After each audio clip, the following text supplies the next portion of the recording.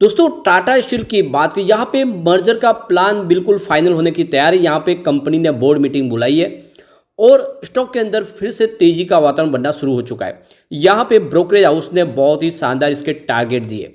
अब आप देख सकते हो कि लगातार टारगेट बढ़ रहे हैं। इसके पीछे वजह है कि बिजनेस बढ़ रहा है। आप ये देख ही सकते हो, भले ही कंपनी लॉस में हो लेकिन स्टील सेक्टर की जो मुसीबतें अब कम होती हुई दिखाई दे रही है। और जैसे कि यहाँ पे एक स्टेबल गवर्नमेंट की तरफ इशारा हो रहा है, उससे आने वाले समय में यहाँ पे फिर से निवेश की संभावना बनेगी और स्पेशली इनका जो ग्लोबल मार्केट में प्रॉब्लम थी वहाँ पर भी कमी आने लगी है। जो इन्फ्लेशन की प्रॉब्लम थी उसमें भी थोड़ी सी कमी आने लगी है। ये सारे जो रीज़न है ये फेवरेबल है टाटा स्टील के लिए। तो क्या हमें इस समय टाटा स्टील में इन्वेस्टमेंट करना चाहिए, क्योंकि स्टॉक बहुत कम प्राइस में इस समय भी मिल रहा है। और क्या आने वाले समय अपनी स्प्लिट की प्राइस जो थी उसके पहले 1000 के आसपास हुआ था, फिर इसमें इसकी फेस वैल्यू को बदल के देख सकते हो कि 1 रुपीज़ पे किया गया, तो क्या वो फिर से उस लेवल तक जा सकता है, समझने की कोशिश करेंगे इस वीडियो के माध्यम से।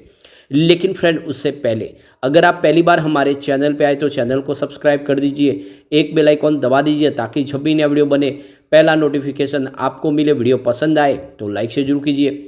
चलो फ्रेंड्स वीडियो स्टार्ट करते हैं। मैं हूँ आपका दोस्त एस बी दवे और हमारे अपने चैनल ऑनलाइन कमाई में आपका बहुत बहुत स्वागत है। सबसे पहले अगर हम फ्राइडे के कारोबार की बात करें, स्टॉक की शुरुआत हुई 132 पर, पॉजिटिव शुरुआत हुई। क्लोजिंग थी गुरुवार की 131 के आसपास।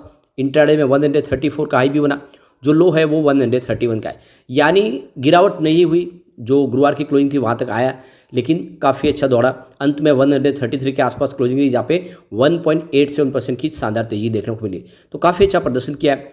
अब इसकी परफॉर्मेंस अगर आप देखें तो 18 दिसंबर को स्टॉक 136 के आसपास था, जहाँ पे 0.1% की तेजी बनी थी।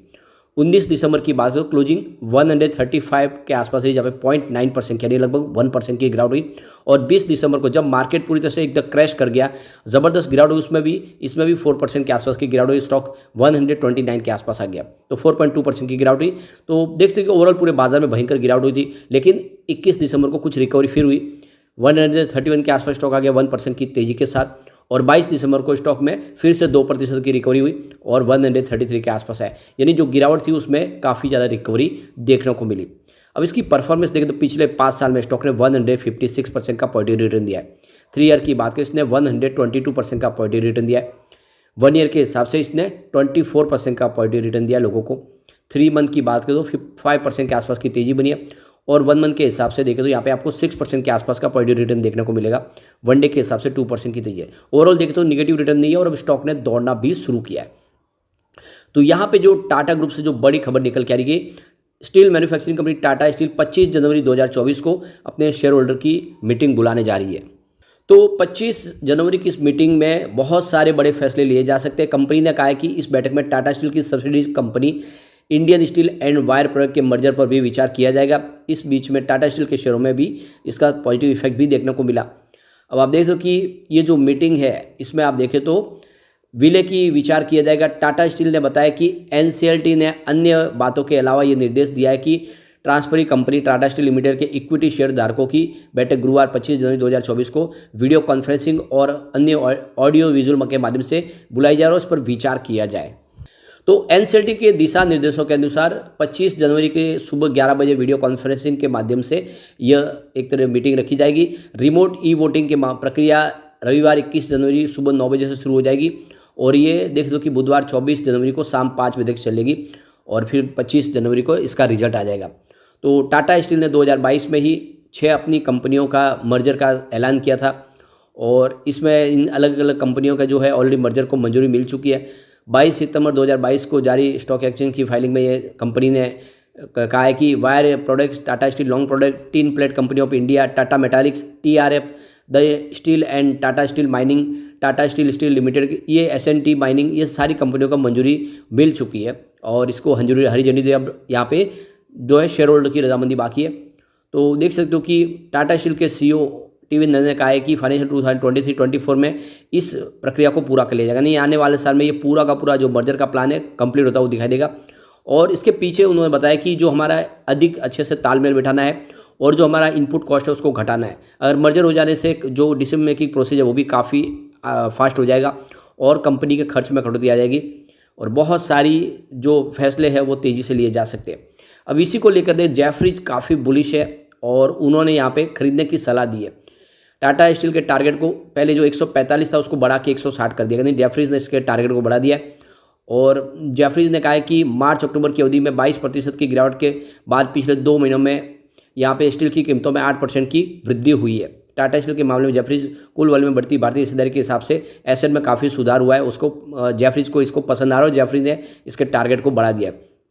दूसरी तरफ तो यस सिक्योरिटीज ने भी इसके टारगेट को बढ़ा के 150 किया है और उनके हिसाब से इस लेवल से 15% की तेज़ी देखने को मिल सकती है। तो अपसाइड 15% के हिसाब से इस समय उन्होंने ऐड की रिकमेंड की है और यहाँ पे उन्होंने 150 का टारगेट दिया है। जेफरीज का कहना है कि आने वाले समय इंडिया में स्टील की डिमांड बढ़ेगी और इसका फायदा टाटा स्टील को होगा। बहुत बड़ी इंडिया की कंपनी है और रॉ मटेरियल में देखें तो इस समय जो प्राइस है उसमें कमी आई है, जिसकी वजह से इनकी इनपुट कॉस्ट भी घट सकते हैं, उसका भी फायदा इनको मिलेगा। इसके अलावा यस सिक्योरिटीज का कहना है कि यूके सरकार की तरफ से इनको पूरा सपोर्ट मिला है, वहाँ पे ये अपने ग्रीन स्टील के निर्माण कार्य को आगे बढ़ाना चाहते हैं और जो इनकी पुरानी मशीनें उसको बदलने वाले प्लांट के अंदर तो यूके सरकार का सहयोग मिल चुका है और ऐसे में आने वाले समय वो ग्रीन स्टील का निर्माण शुरू हो जाएगा। और जो बड़ी चिंता थी कि वो पूरे कारोबार को समेटना पड़ेगा, वो चिंता खत्म हो चुकी है और ऐसे में टाटा स्टील बहुत सारी बड़ी मुसीबत से बाहर निकलता हुआ दिखाई देगा। जब यहाँ पे देखो कि यस सिक्योरिटीज का कहना है कि सेकंड लार्जेस्ट मैन्युफैक्चरर कंट्री के अंदर ये कंपनी है और काफ़ी शानदार तरीके से इसका बिजनेस, इनके पास बहुत सारी अपॉर्चुनिटीज़ है। कलिंग नगर प्लांट में इन्होंने अपनी कैपेसिटी की वृद्धि की है, जो पहले 3 MPTA थी उसको बढ़ा के 8 MPTA कर दिया है। तो उसकी वजह से देखें तो इसका भी बेनिफिट देखने को मिला है, रेवेन्यू बढ़ता हुआ दिख देगा। और इसके अलावा इन्होंने ब्लास्ट फर्नेस में अब देखें तो कुछ ग्रीन स्टील के निर्माण की तरफ भी वो आगे बढ़ने शुरू हो चुके हैं। तो यहाँ पे 153 के टारगेट के साथ में उन्होंने खरीदारी की सलाह दी। आने वाले समय ये टारगेट आराम से देखने को मिल सकता है, संभावना बहुत ज़्यादा पॉजिटिव है। और उनका कहना ये भी है कि स्टील सेक्टर में जो पिछले 1 साल से कोई प्रदर्शन खास नहीं रहा, अब आने वाले समय तेज़ी देखने को मिल सकती है। तो इस लेवल पे खरीदारी की सलाह, तो ब्रोकेज हाउस लगातार बुलिश दिखाई दे रहे इस समय टाटा स्टील को लेकर। एक बार हम टाटा स्टील के शेयर होल्डिंग पैटर्न को देख लेते हैं। तो यहाँ पे प्रमोटर की होल्डिंग 33.90% के आसपास है, जो लगातार बनी हुई है, अनचेंज है, इसमें कोई बदलाव नहीं है। यहाँ पे कुछ शेयर इनके गिरवी भी रखे हुए, वो है 1.55% जो लगातार बने हुए। तो ये बहुत ही छोटा सा परसेंटेज आप देख सकते हो कि इसमें कोई बड़ी बात नहीं है। 1.5% के आसपास के शेयर उन्होंने गिरवी रखे हुए, इससे कोई बड़ी चिंता की बात नहीं होती है। यहाँ पे अगर हम FI की बात करें तो उनका दिसंबर में निवेश 21.87% के आसपास था, जो जून में उन्होंने घटा के 20.28% किया। यानी देख लो जून में FI की होल्डिंग घटी, लेकिन सितंबर में FI ने फिर से अपने इन्वेस्टमेंट को बढ़ा दिया। 20.31% की होल्डिंग कर लिया FI ने सितंबर में, तो FI का इन्वेस्टमेंट फिर से बढ़ चुका है। बात करें DI की तो 19.55% की होल्डिंग थी दिसंबर में, जून में उन्होंने बढ़ा के 20.77% कर लिया और सितंबर में सीधा 22.10% तक आ गई है। यानी DI ने जम के खरीदारी की है, पिछले 3 क्वार्टर से लगातार अपनी होल्डिंग को बढ़ा रहे। ये बहुत बड़ा शुभ संकेत है कि इस समय DI टाटा स्टील में बहुत अच्छा निवेश कर रहे हैं। अगर हम बात कर ले म्यूचुअल फंड की तो यहाँ पर भी लगातार होल्डिंग बढ़ रही है। 8.18% की होल्डिंग थी दिसंबर में, जो बढ़ के जून में देखो कि 8.94% तक पहुँच गई और सितंबर आते ही ये 9.44% तक आ गई है। तो ज़बरदस्त म्यूचुअल फंड का निवेश भी बढ़ रहा है, यानी म्यूचुअल फंड को भी इस समय टाटा स्टील में भरोसा है। तो चाहे DI हो, म्यूचुअल फंड हो या FI, सब ने जम के खरीदारी की है इस स्टॉक के अंदर। अब हम बात कर ले जनरल पब्लिक की तो 24.68% की होल्डिंग थी दिसंबर में, जो जून में बढ़ के 25.05% हुई। यानी जनरल पब्लिक ने अपनी होल्डिंग को बढ़ाया जून में। लेकिन अगर हम बात करें सितंबर की तो यहाँ पे ज़बरदस्त होल्डिंग कब हुई है, यानी यहाँ पे जनरल पब्लिक ने अपने शेयर बेचे। 23.69% की होल्डिंग है सितंबर में, जो 25% थी जून में। इसका मतलब जनरल पब्लिक ने शेयर बेचे और वो सारे के सारे शेयर यहाँ पे FI, DI और म्यूचुअल फंड ने खरीदे। यह इशारा है कि आने वाले समय में टाटा स्टील बहुत तेज़ी से आगे बढ़ते हुए आपका निवेश कई गुना बढ़ा सकता है। तो ये मर्जर के बाद इसके अंदर बड़ी तेज़ी की संभावना बन सकती है। अगर आप लॉन्ग टर्म इन्वेस्टर है, कम से कम इसको 5 साल 10 साल दे सकते हैं, तो ये आपको 1000 का टारगेट दिखा सकता है। इसके अंदर वो पोटेंशियल है, तो दाव आपको लॉन्ग टर्म के लिए ही लगाना चाहिए टाटा स्टील में। लेकिन फ्रेंड, कोई भी इन्वेस्टमेंट करने से पहले अपने फाइनेंशियल एडवाइजर के बारे में ले ले या अपना खुद का रिसर्च करें, क्योंकि मैंने वीडियो आपके एजुकेशनल पर्पज़ के लिए ही बनाया। वीडियो पसंद आए तो लाइक से जो कीजिए और चैनल को सब्सक्राइब कर दीजिए। Thank you friend.